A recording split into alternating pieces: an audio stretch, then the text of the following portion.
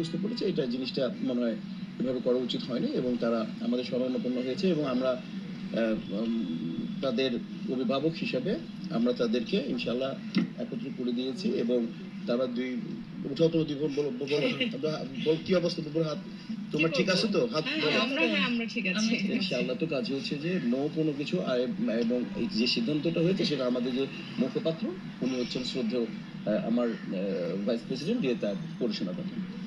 তারপর আপনি নামাজে লাস্ট একটু জানতে চাই যেহেতু আসলে নতুন কমিটি নেওয়ার পরে এরকম একটা বিষয় আপনার এই জন্য আমি আসলে আমি আসতাম না আমি হ্যাঁ আমার দুই সন্তানই বলি ওরা আমার সন্তান যেহেতু শিল্পী সমিতির আমি ধরেন আমি চিফ সেই জায়গায় বলি এটা আমাদের সাধারণ সম্পাদকের সাথে নখদর্পণে জানাই আমরা ইনশাল্লাহ ওরা বলছে আপনি যে সিদ্ধান্ত দিবেন সেটাই এবং ওরা আমরা সিদ্ধান্ত দিচ্ছি যে আমরা ইনশাল্লাহ আমরা দিনের শেষে আমরা আমাদের ঘরে ফিরে যাবো সুস্থতার সাথে। যা হয়েছে দুজনেই বলছে ভুল এটা এবং কোনো ব্যাপারই না ভুল যখন মানুষ বুঝতে পারে তখন সেটাকে আর ভুল বলা যায় না এবং আমরা সমাধানের পথে হাঁটলাম না শুধু আমরা ডিসিশন নিলাম যেটা সেই সিদ্ধান্তটাই আপনাদেরকে আমার মুখপাত্র সিনিয়র ভাইস প্রেসিডেন্ট এটা তাই শোনাবে এবং আমরা আশা করবো আপনারাও আমি আপনাদের কাছে গভীর অনুরোধ এটা নিয়ে আপনারা ওনাদেরকে এটা নিয়ে এই বিষয়ে আলাপ করবেন না। ওকে ভাইয়া? আসসালামু আলাইকুম। দিন শেষে তো আমরা শিল্পী আর শিল্পীদের অভিভাবক যদি বলি সেই অভিভাবকদের সাথে কথা বলার বসার ভুল ত্রুটির জন্য ক্ষমা চাওয়ার বা ক্ষমা করে দেওয়ার একটা জায়গা আমি মনে করি সেটা হলো আমাদের শিল্পী সমিতি। তো একটা যে ঘটনাই হোক সেটা আমার বা মিষ্টির হোক বা আশেপাশে যারই হোক এটা আর্টিস্ট হিসেবে বা চলচ্চিত্র শিল্পী হিসেবে এটা আমাদের কারোর জন্যই কাম্য না।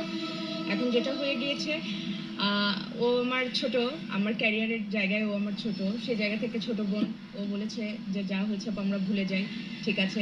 আমার বড় ভাই আমি যাদের ছায়াতলে ছিলাম মিশা ভাই এবং ডিপজল ভাই এবং যারা আছেন যারা আমার বড় ভাই আমার অভিভাবক তারা বলেছেন ভুলে যাও যা হয়েছে মিলে যাও। সো আমরা মিলে গিয়েছি এই তো। ঠিক আছে পারফেক্ট বলো মিষ্টি বল। সবাইকে শুভ সন্ধ্যা। খুবই ভালো আছি। সবচেয়ে ভালো লাগছে যে আমাদের যেমন বাবা মা আমাদের অভিভাবক আমাদের কিন্তু শিল্পী সমিতি আমাদের সেকেন্ড পরিবার। তো সে সেকেন্ড বলা যাবে না এটা প্রথম পরিবারও বলা যাবে যেহেতু আমরা শিল্পী হিসেবে কাজ করছি। তো এখানে যে পরিবারের যারা সদস্য আছেন এবং সাথে আমাদের যে অভিভাবক সভাপতি সেক্রেটারি তারা আসলে সিনিয়ররা যা বলবেন আসলে আমরা জুনিয়র হিসেবে আমাদের শোনা উচিত মান্য করা উচিত। তমা আপু আমার খুবই কাছের অনেক আগে থেকেই আসলে ভুল বোঝাবুঝির কারণে এখানে অনেক কিছু হয়ে গেছে। তো যাই হোক নেক্সটে আমি চাই না বা আপু চাই না বা আমরা আসলে কেউই চাই না আমাদের পরিবার যে আমাদের পরিবার ছোট হয়ে যায় আমাদের কাজে ভুল বোঝাবুঝির কারণে বা কিছু কিছু ক্যাপশনসের কারণে ইউটিউবের যে আমাদের পরিবারের ভিতরে যে দ্বন্দ্ব সৃষ্টি হয়েছে সেটা যেন না কখনো হয়। তো এটাই বলবো যে আপনারা দয়া করে কোনো ক্যাপশনস এমন দিবেন না যেটা নিয়ে একজনকে উদ্দেশ্য করে ক্যাপশনটা হয় যেটার জন্য আজকে এত বড় ভুল বোঝাবুঝি হয়েছে।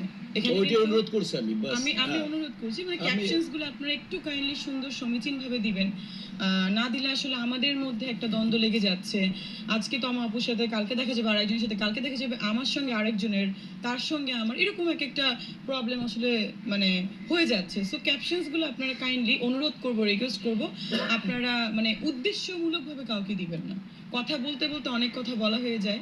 আমাদের অভিভাবক যারা আছেন তাদের কথা আমরা শুনে আজকে মিউচুয়াল করলাম কারণ অভিভাবক একটা পরিবারে ভাই বোনের দ্বন্দ্ব হলে যেমন বাবা মা মিলিয়ে দেয় তেমন শিল্পী সমিতিতে আমাদের অভিভাবক যারা আছেন আমাদের শ্রদ্ধেয় আপু ভাইয়ারা রোজিনা ম্যাম মিশা ভাইয়া বা যারা আছেন তারা সবাই চেয়েছেন আমরা মিলে যাই। আসলে ব্যাপারটা এত দূরে যাওয়ার কথা ছিল না।